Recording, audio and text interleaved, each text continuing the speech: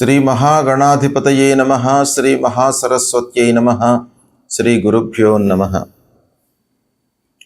2026వ సంవత్సరంలో ఫిబ్రవరి మాసంలో గ్రహస్థితి ఎలా ఉంది అనే విషయాన్ని మనము ప్రధానంగా చూసినట్టయితే, సూర్యుడు 12వ తారీఖు వరకు మకర రాశిలో సంచరిస్తున్నాడు. 12 తర్వాత కుంభరాశిలోకి ప్రవేశిస్తున్నాడు. కుజుడు 23వ తారీఖు వరకు మకర రాశిలో సంచరిస్తున్నాడు. 23 నుండి కుంభరాశిలో ప్రవేశించి మాసాంతం వరకు కూడాను కుంభరాశిలో ఉంటున్నాడు. బుధుడు 3వ తారీఖు వరకు మకర రాశిలో ఉన్నాడు. 3 నుండి కుంభరాశిలోకి ప్రవేశిస్తున్నాడు. గురువు మిథున రాశిలో సంచరిస్తున్నాడు. శుక్రుడు 5వ తారీఖు వరకు మకరంలో, 5 నుండి కుంభంలోకి ప్రవేశిస్తున్నాడు. శని మీనరాశిలో సంచరిస్తున్నాడు. రాహువు కుంభరాశిలో సంచరిస్తున్నాడు. కేతువు సింహరాశిలో సంచరిస్తున్నారు. ఈ విధంగా ఫిబ్రవరి మాసంలో ముఖ్యమైనటువంటి ఈ 8 గ్రహాల యొక్క స్థితి ఉంది. ఈ సంచారం మూలకంగా ఫలితాలు ఎలా ఉంటాయి అనేటువంటి విషయాన్ని మనము తెలుసుకుందాము. కర్కాటక రాశి వారికి 2026వ సంవత్సరము ఫిబ్రవరి మాసంలో గోచార ఫలితాలు ఎలా ఉన్నాయో తెలుసుకుందాం. ఈ మాసంలో కర్కాటక రాశి జాతకులకు మిథున రాశిలో గురు సంచరిస్తున్నాడు. 12వ స్థానం అన్నమాట.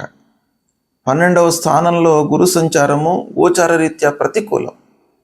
అయితే శుభమూలకంగా వ్యయాన్ని కలిగిస్తాడు మీకు. అంటే మంచి పనులు చేయిస్తాడు అనేటువంటిది మనకు ఇక్కడ ఈ స్థితి మూలకంగా తెలుస్తుంది. ఖర్చు అవుతుంది. ఖర్చు మూలకంగా ఇబ్బంది పెడతాడు.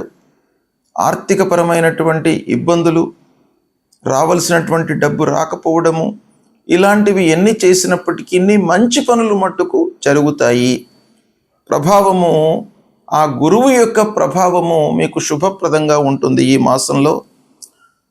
అయితే గురు గ్రహము యొక్క అనుగ్రహంతో ముఖ్యంగా మీ లోపల ధైర్య సాహసాలు, ఆశ, అంటే కోరికలు, ఈ పని నేను పూర్తి చేయగలుగుతాను అనేటువంటి ఒక దృఢమైనటువంటి సంకల్పంతో మీరు ప్రారంభం చేస్తారు. శ్రద్ధ పెరుగుతుంది. ప్రతి పని లోపల కూడాను మీకు ఇంట్రెస్ట్ పెరుగుతుంది. ఈ మాసం లోపల ఇంట్రెస్ట్ అనేటువంటిది మొదటి అడుగు, విజయానికి మొదటి అడుగు. అలాంటిది మీకు ఈ గురు మూలకంగా ఈ మాసంలో కలుగుతుంది కనుక మీరు సక్సెస్ రేటు ఎక్కువగా ఈ మాసంలో పొందే అవకాశము ఉంది. ఇక వ్యాపారస్తులకు పురోగతి కనబడుతుంది. అంటే వ్యాపారము, చేతిలో ఉన్నటువంటి వ్యాపారం బాగా కొనసాగుతూను కొత్త వ్యాపారము ప్రారంభించాలి అనేటువంటి మనస్తత్వంతో మీరు ముందుకు వెళతారు. ఇక ఉద్యోగస్తులకు కూడాను ఉద్యోగంలో సంతృప్తిగా ఉంటారు. వ్యాపారస్తులు ముఖ్యంగా ఈ మాసంలో వాళ్ళ వ్యాపారాన్ని విస్తరించాలి అనేటువంటి ఒక మనస్తత్వంతో ముందుకు వెళతారు. అంటే బిజినెస్ ఎక్స్పాన్షన్ వైపుకు వాళ్ళ ఆలోచన అనేటువంటిది ఉంటుంది. ఇక ఉద్యోగస్తులు కొత్త బాధ్యతలను స్వీకరించే అవకాశాలు ఉన్నాయి. వర్క్ ప్లేస్ లోపల తోటి ఉద్యోగులతో, అధికారులతో, యాజమాన్యంతో ప్రశంసలను పొందేటువంటి అవకాశం కూడాను ఒక పక్కన కనబడుతుంది. విదేశ వ్యవహారాలలో లాభాలు ఉంటాయి. ఆశించిన మేర ఫలితాలు ఉండకపోయినప్పటికీ కొంతవరకు మీకు బాగానే కనబడుతుంది. అయితే ఆర్థికంగా కొంత అస్థిరత కనబడుతుంది ఈ మాసం లోపల. కనుక ఆర్థికపరమైనటువంటి విషయాలలో ఆచితూచి వ్యవహరించాలి. మీరు ఇన్కమ్ను డెవలప్ చేసుకోవాలి. అంటే ఆదాయ మార్గాలను మీరు అన్వేషించాలి. ఏ విధంగా వెళితే మనకు ఆదాయం వస్తుంది, మన కమిట్మెంట్స్ను మీట్ అవుతాము అనేటువంటి విషయంపై మీరు ఫోకస్ చేయాలి. కాకపోతే భూమి, వాహనాలు, స్థిర చరాస్తుల కొనుగోలు విషయంలో ఆలోచనలు కొంత ముందుకు కొనసాగుతాయి. పూర్వం ఉన్నటువంటి ఏదైతే ఆ స్తబ్దత ఈ మాసంలో ఉండదు. ఇక కుటుంబ విషయం లోపల కొంత సంతోషకరంగానే ఉంటుంది. సౌఖ్యంగా, ఆనందంగా మీరు గడుపుతారు. స్నేహితులు, బంధువులు, ఆత్మీయుల యొక్క సహాయ సహకారాలు అందుతాయి. భార్యాభర్తల మధ్యన అన్యోన్యత పెరుగుతుంది. ఆరోగ్యం నిలకడగా ఉంటుంది. అయితే ఆరోగ్యంలో చిన్న చిన్న ప్రాబ్లమ్స్ కూడాను ఉన్నాయి ఒక పక్కన. అది పెద్దగా మనం పట్టించుకోవాల్సినటువంటి అవసరం లేదు. అయినప్పటికీ మీరు అన్నిటికంటే ముఖ్యమైనటువంటిది ఆరోగ్యం గనుక ఆరోగ్యాన్ని నెగ్లెక్ట్ చేయకుండా ఆహార నియమాలను పాటిస్తూ ఉండడము ఈ మాసంలో చాలా అవసరము. ఇక విద్యార్థులకు ఈ మాసంలో కాన్సంట్రేషన్ చాలా అవసరం. మీరు కాన్సంట్రేషన్తో ముందుకు వెళ్ళినట్టయితే చాలా సత్ఫలితాలను ఈ మాసంలో పొందే అవకాశాలు ఉన్నాయి. పరీక్షలలో మంచి మార్కులతో ఉత్తీర్ణులవుతారు. ఇకపోతే మీడియా రంగంలో ఉన్నటువంటి వారికి, బ్యాంకింగ్ సెక్టార్లో ఉన్నటువంటి వాళ్ళకి, మార్కెటింగ్లో ఉన్నటువంటి వాళ్లకు కూడాను మంచి అవకాశాలు ఉన్నాయి ఈ మాసం లోపల. ముఖ్యంగా ధర్మ కార్యాలను చేయాలి అనేటువంటి మనస్తత్వం పెరుగుతుంది మీకు.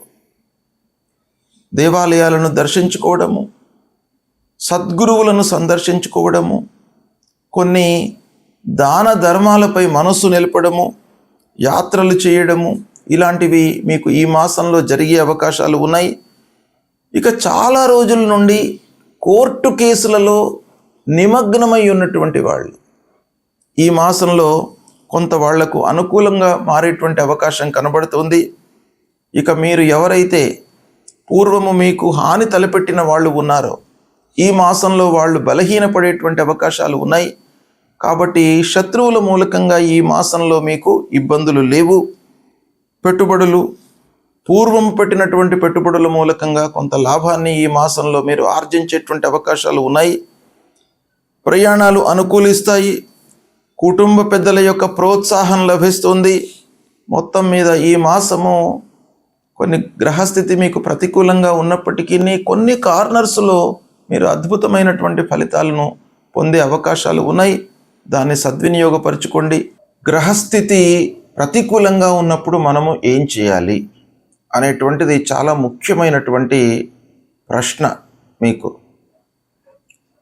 ఆ గ్రహాలను అనుగ్రహం చేసుకోవడానికై భగవంతుణ్ణి ఆరాధించడం అనేటువంటిది చాలా ముఖ్యమైనటువంటి విషయం.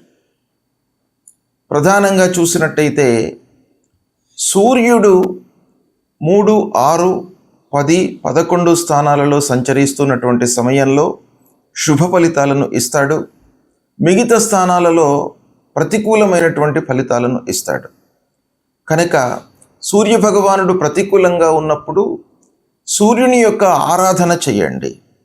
సూర్యుడి యొక్క అనుగ్రహం కొరకై ప్రతినిత్యం కూడాను సూర్యుడికి సంబంధించినటువంటి మూలమంత్రాన్ని జపించడము, లేదా సూర్య నమస్కారాలు చేయడము, అర్ఘ్య ప్రదానం చేయడము, ఇలాంటివి చేసినట్టయితే ఆ సూర్యనారాయణుడి యొక్క అనుకూలత మీకు లభిస్తుంది. ఇక కుజుడు ముఖ్యమైనటువంటి గ్రహము. కుజుడి మూలకంగా మన లోపల ఒక యాక్టివిటీస్ అనేటువంటివి చాలా పెరుగుతూ ఉంటాయి. అంటే తొందరగా మనము రియాక్ట్ కావడము, అశ్రద్ధతో ఉండడము, స్తబ్దంగా ఉండడము, అనవసరమైనటువంటి గొడవల్లోకి ఇన్వాల్వ్ కావడము, ఇవన్నీ కూడాను కుజుడికి సంబంధించినటువంటి కారకత్వాలు కనుక గోచార రీత్యా కుజుడు 3, 6, 11 స్థానాలలో సంచరిస్తున్నప్పుడు శుభ ఫలితాలను ఇస్తాడు. మిగతా స్థానాలలో ప్రతికూలమైనటువంటి ఫలితాలను ఇస్తాడు. కనుక ప్రతికూలంగా సంచరిస్తున్నటువంటి సమయంలో కుజునికి సంబంధించినటువంటి మూలమంత్రాన్ని ప్రతినిత్యం కూడాను జపించడము, సుబ్రహ్మణ్య స్వామి దేవాలయానికి వెళ్ళడము, సుబ్రహ్మణ్య స్వామి స్తోత్రాన్ని, భుజంగ ప్రయాత స్తోత్రాన్ని పఠించడము, ఇవి చేసినట్టయితే ఆ అంగారకుడి యొక్క అనుగ్రహం లభిస్తుంది. తద్వారా మీ లోపల ఒక ఉత్తేజము కలుగుతుంది. అంటే స్పాంటేనియస్గా మీరు రియాక్ట్ అయ్యి తదనుగుణంగా నిర్ణయాలు తీసుకునేటువంటి స్వభావాన్ని మీకు ఆ గురు భగవానుడు ఇస్తాడు. ఇక బుధుడు ప్రతికూలంగా ఉన్నప్పుడు ఏం చేయాలి అనే విషయాన్ని మనం చూసినట్టయితే విష్ణు సహస్రనామ పారాయణం చేయండి, విష్ణువును ఆరాధించండి, వెంకటేశ్వర స్వామి దేవాలయానికి వెళ్ళండి, భగవంతుడి యొక్క అనుగ్రహాన్ని పొందండి. ఇక ముఖ్యమైనటువంటి గ్రహము గురువు. ఈ గురువు ప్రతికూలంగా ఉన్నప్పుడు గురువుకు సంబంధించినటువంటి మూలమంత్రాన్ని ప్రతినిత్యం కూడాను చదువుకోండి. 2, 5, 7, 9, 11 స్థానాలలో శుభ ఫలితాలను ఇస్తాడు. ఇక మిగతా స్థానాలలో ప్రతికూలమైనటువంటి ఫలితాలు ఉంటాయి కనుక దేవానాంచ ఋషీణాంచ గురుం కాంచన సన్నిభం వందనీయం త్రిలోకానాం తం నమామి బృహస్పతి అనేటువంటి మూలమంత్రాన్ని ప్రతినిత్యం కూడాను పఠించండి. దత్తాత్రేయ స్వామిని కొలవండి. దక్షిణామూర్తి స్తోత్ర పారాయణాన్ని చేయండి. ఇక శుక్రుడు ప్రతికూలంగా ఉన్నప్పుడు శుక్రుడు మనకు అన్ని రకాలుగా సౌఖ్యాన్ని, సంతోషాన్ని, ఆనందాన్ని, కంఫర్ట్స్ను ఇచ్చేటువంటి గ్రహము.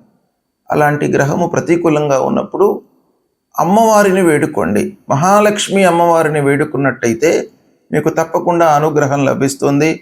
లక్ష్మీ అష్టోత్తరాన్ని పఠించండి. ఇక శనీశ్వరుడు ప్రతికూలంగా ఉన్నప్పుడు శని విషయమై మూలమంత్రాన్ని పఠించండి. ఆంజనేయ స్వామి దేవాలయానికి వెళ్ళండి. హనుమాన్ చాలీసా పారాయణం చేసుకోండి. శనికి సంబంధించినటువంటి ధాన్యాన్ని దానంగా ఇవ్వండి. అదేవిధంగా రాహువు ప్రతికూలంగా ఉన్నప్పుడు, కేతు ప్రతికూలంగా ఉన్నప్పుడు మీరు మూలమంత్రాన్ని జపిస్తూ అమ్మవారి దేవాలయానికి, గణపతి దేవాలయానికి వెళ్ళండి. ఆ అమ్మవారి యొక్క అనుగ్రహాన్ని పొందినట్టయితే రాహువు యొక్క ప్రతికూలత తగ్గుతుంది, అనుగ్రహము మీకు పెరుగుతుంది. అదేవిధంగా కేతువు కొరకై గణాధిపతిని సేవించండి. తప్పకుండా మీకు ఆటంకాలు లేకుండా ప్రారంభించినటువంటి పనులను పూర్తి చేస్తాడు ఆ విఘ్ననాయకుడు. కాబట్టి గణాధిపతిని ప్రతినిత్యం కూడాను కేతు ప్రతికూలంగా ఉన్నటువంటి వాళ్ళు జపించడము, దర్శించడము చాలా మంచిది. ఇవి చేయండి. చేసినట్టయితే ఆ భగవంతుడి యొక్క అనుగ్రహము మీకు లభిస్తుంది. శుభం.